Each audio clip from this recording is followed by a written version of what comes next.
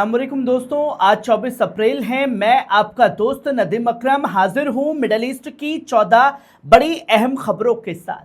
दोस्तों, आज की तस्वीर सिर्फ जंग नहीं बल्कि पूरी दुनिया की सियासत, इकोनॉमी और ताकत के टकराव की है।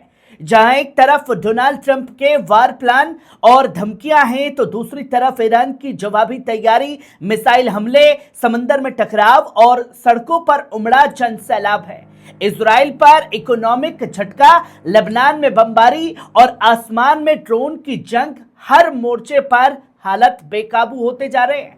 दोस्तों, सवाल सीधा है, क्या यह टकराव रुकने वाला है या अब पूरी दुनिया एक बड़ी जंग के मुहाने पर खड़ी है?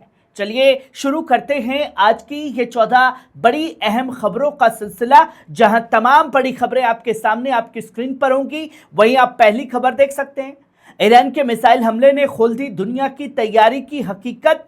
एक ही दिन में 1200 पैट्रियट मिसाइलें दागी गई। दोस्तों, यूक्रेन के राष्ट्रपति जेलेंस्की का एक बड़ा दावा सामने आया है। उसका कहना है कि जंग के पहले ही दिन अमेरिका और खाड़ी मुल्कों ने करीब 1200 पैट्रियट मिसाइल इस्तेमाल किए।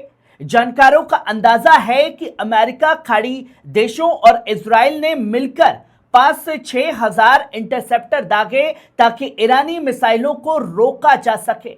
दिलचस्प बात यह है कि यह जखीरा अलग अलग देशों से इकट्ठा किया गया और यह संख्या ताइवान, जापान और साउथ कोरिया के कुल स्टॉक से भी लगभग दोगुनी बताई जा रही है। यही सवाल है, क्या दुनिया इतनी बड़ी जंग के लिए तैयार है? वहीं आप ये दूसरी खबर देखिए, ट्रंप का ईरान पर बड़ा वॉर प्लान है। दोस्तों, CNN के मुताबिक अमेरिका अब ईरान के खिलाफ और सख्त कदम लेने की तैयारी में है। प्लान यह है कि जो ईरानी मिलिट्री लीडर्स बातचीत में रुकावट डालेंगे उन्हें सीधे टारगेट किया जा सकता है। डोनाल्ड ट्रंप ईरान के तेल और एनर्जी ठिकानों पर हमला करने की धमकी भी दे चुके हैं, जो ईरान की रीढ़ माने जाते हैं। इतना ही नहीं, ईरानी रिवोल्यूशनरी गार्ड के अहम कमांडर अहमद वहीदी की भी निशाने पर रखने की बात सामने आ रही है। और सबसे बड़ी खबर, यूएस मिलिट्री हाई अलर्ट पर है। अगर बातचीत फेल होती है तो किसी भी वक्त स्ट्राइक फिर से शुरू हो सकती है। दोस्तों, सवाल यह है, क्या ये जंग रुक पाएगी या अब बड़ा टकराव तय है? वहीं आप ये तीसरी खबर देखिए, हुर्मुज स्ट्रेट पर ट्रंप का बड़ा बयान है। मैंने खुद बंद कर रखा है हुर्मुज। दोस्तों, मुंगेरी लाल के सुनहरे सपने लगातार डोनाल्ड ट्रंप देख रहा है। सपने देखने चाहिए। जो अब ये कह रहा है कि मैंने खुद हुर्मुज बंद कर रखा है, पर हकीकत यह है कि अपनी मर्जी से एक बूंद तेल हुर्मुज से नहीं ले जा पाया। ट्रंप के मुताबिक हुर्मुज खुल जाता तो रोजाना ईरान $500 मिलियन कमा सकता था और वो ऐसा बिल्कुल नहीं चाहता है। उन्होंने साफ कहा कि जब तक ये मसला हल नहीं होता, मैं नहीं चाहता कि ईरान इतना पैसा बनाए। मतलब झूठ बोलने की इंतहा कोई इस भूरे से सीखे, जो हर सेकंड के बाद अपने बयान बदलता है, जो अब कह रहा है कि हुर्मुज मेरी वजह से बंद है, मैं नहीं चाहता कि हुर्मुज खुले।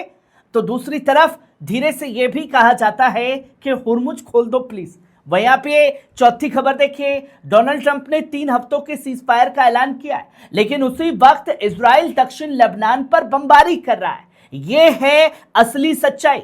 दोस्तों, जमीन पर हालत कुछ और है और बयान कुछ और ही भूरा देता है। भूरे ने कहा कि इस सीजफायर का मतलब यह भी हो सकता है कि लेबनानी हुकूमत इजराइल के साथ मिलकर हिजबुल्लाह के खिलाफ कार्रवाई करे। मतलब जब खुद नहीं रोक पाए तो आपस में लड़ा दो। अगर ऐसा होता है तो यह सिर्फ सीजफायर नहीं बल्कि एक नई स्ट्रेटेजी हो सकती है। दोस्तों, सवाल यह है, क्या यह अमन की कोशिश है या जंग को नए तरीके से आगे बढ़ाने का एक बड़ा प्लान है? वहीं आप ये 5वीं खबर देखिए, IRGC ने किया एस्कॉर्ट। दोस्तों, रिपोर्ट के मुताबिक एक ईरानी जहाज जो चावल लेकर जा रहा था, उसे अमेरिका ने सीज करने की कोशिश की, लेकिन ईरान की IRGC ने भी तुरंत हरकत में आ गई और उस जहाज को अपने सुरक्षा घेरे में लेकर सिया ऑफ ओमान से गुजारते हुए सुरक्षित ईरान पहुंचा दिया। यानी साफ पैगाम, अब समंदर में सीधा मुकाबला चल रहा है। एक तरफ अमेरिका की सीज करने की कोशिश, दूसरी तरफ ईरान का जवाबी एक्शन। वैसे भी हाल के दिनों में यूएस और ईरान दोनों एक दूसरे के जहाजों को रोकने और पकड़ने की कार्रवाई कर रहे हैं, जिससे तनाव और ज्यादा बढ़ गया है। दोस्तों, सवाल यह है, क्या ये सिर्फ जहाजों की जंग है या अब बड़ा टकराव करीब आ चुका है, जिसकी महज एक औपचारिकताएं चल रही हैं। वहीं आप ये छठी खबर देखिए, लेबनान इजराइल ने सीजफायर 3 हफ्तों और बढ़ा। अमेरिका का राष्ट्रपति डोनाल्ड ट्रंप ने बड़ा ऐलान किया। इजराइल और लेबनान के बीच सीजफायर को 3 हफ्तों के लिए बढ़ा दिया गया। ट्रंप के मुताबिक व्हाइट हाउस में इजराइल और लेबनान के हाई लेवल नुमाइंदों के साथ अहम बैठक हुई, जो काफी कामयाब रही। उन्होंने कहा कि अमेरिका लेबनान के साथ मिलकर उसे हिजबुल्लाह से बचाने में मदद करेगा। मतलब किससे किसको बचाने की जरूरत है, यह दुनिया बखूबी देख रही है। साथ ही ट्रंप ने यह भी इशारा दिया कि जल्द ही वो इजराइल के प्रधानमंत्री नेतन्याहू और लेबनान के राष्ट्रपति जोसेफ औन की मेजबानी करेगा। दोस्तों, सवाल ये है, क्या ये सीजफायर वाकई अमन लाएगा या इसके पीछे कोई बड़ी स्ट्रैटेजी छुपी हुई है? वहीं आप ये 7वीं खबर देखिए, देरी से फटने वाले हथियार, ईरान का बड़ा इल्जाम, आम नागरिक निशाने पर हैं। दोस्तों, ईरान के police chief brigadier general Ahmad Reza Radan ने एक बड़ा दावा किया है। उन्होंने कहा कि दुश्मन की तरफ से इस्तेमाल किए जा रहे कुछ प्रोजेक्टाइल ऐसे हैं जो तुरंत नहीं बल्कि देरी से फटते हैं, यानी करीब 15 मिनट बाद धमाका होता है। रदान के मुताबिक इसका मकसद साफ है, ज्यादा से ज्यादा आम नागरिकों को नुकसान पहुंचाना। यानी पहले हमला, फिर लोग मदद के लिए जुटे और फिर दूसरा धमाका, ताकि तबाही और ज्यादा बढ़े। दोस्तों, अगर ये दावा सही है तो ये जंग सिर्फ मिलिट्री तक सीमित नहीं रही, बल्कि आम इंसान भी सीधा निशाने पर आ चुके हैं। वहीं आप ये 8वीं खबर देखिए, ईरान में सड़कों पर उमड़ा जनसैलाब। दोस्तों, ईरान के शहर बोजनूर्त में लोगों का बड़ा हुजूम सड़कों पर उतर आया है। रात भर चलने वाली इन रैलियों में हजारों लोगों ने हिस्सा लिया और ईरानी आर्म्ड फोर्सेस के साथ अपनी पूरी हिमायत दिखाई। लोगों ने नए leader of the Islamic revolution के साथ वफादारी का ऐलान भी किया, यानी सियासी और फौजी दोनों स्तर पर एकजुटता दिख रही है। यह नज़ारा सिर्फ एक शहर का नहीं बल्कि पूरे मुल्क में ऐसी रैलियों की खबरें आ रही हैं। दोस्तों, सवाल यह है, क्या ये एकजुटता आने वाले बड़े टकराव का एक बड़ा इशारा दे रही है? वहीं आप ये 9वीं खबर देखिए, इजराइल को बड़ा झटका लगा है। दोस्तों, गैस प्लेटफॉर्म बंद, अरबों रुपए का नुकसान। दोस्तों, इजरायली मीडिया येदियूत एहरोनोत के मुताबिक इजराइल के 2 बड़े गैस प्लांट, लेवेंथम गैस फील्ड और कैरिश गैस फील्ड को बंद करना पड़ा है। इस फैसले से इजराइल को अरबों डॉलर का नुकसान हो रहा है। अब सिर्फ तमार गैस फील्ड ही काम कर रहा है, जो अकेले पूरे सिस्टम को संभाल भी रहा है। यानी साफ है, जंग का असर अब सीधे इजराइल की एनर्जी सप्लाई और इकोनॉमी पर भी पड़ रहा है। दोस्तों, सवाल सिर्फ इतना सा है, क्या ये दबाव इजराइल की स्ट्रेटेजी को बदल देगा या टकराव और तेज होगा?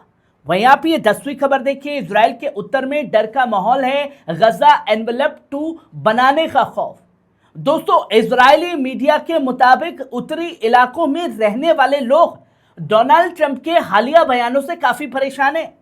वहां के लोगों को डर है कि उनका इलाका भी गजा एनवेलप 2 बन सकता है, यानी वही हालात, वही हमले और वही खतरा जो गजा ने महसूस किया है। लोगों का कहना है कि अगर हालात ऐसे ही रहे तो उनकी रोजमर्रा की जिंदगी पूरी तरह प्रभावित हो जाएगी डोनाल्ड ट्रंप और नेतन्याहू की सनक में।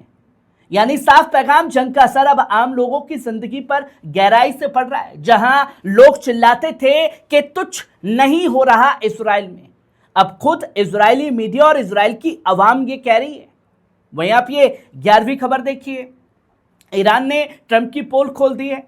दोस्तों, एक नई रिपोर्ट में ट्रंप के उन दावों को खारिज किया गया जिसमें कहा गया था कि ईरान की नेवल ताकत खत्म हो चुकी है।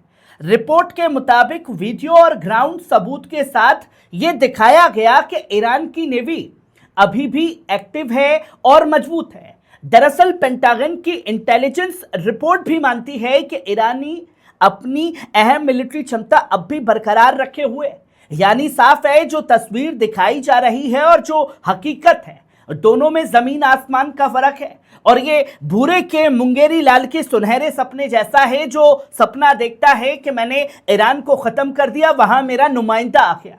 पर क्या ये जमीनी हकीकत है? ये ख्वाब ही बन करके रह चुका है डोनाल्ड ट्रंप का। वहीं आप ये 12वीं खबर देखिए।